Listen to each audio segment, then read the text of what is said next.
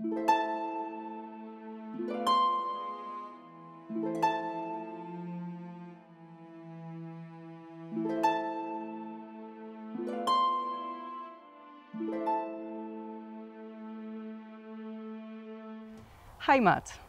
Sprache ist Heimat.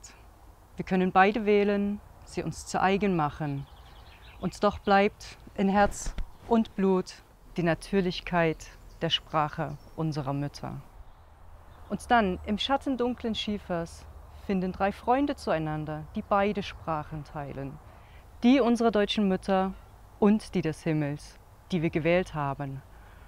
So fließen deutsche Deklination und Treclata Cymraeg Seite an Seite, ist Heimat in der Harmonie beider Klänge.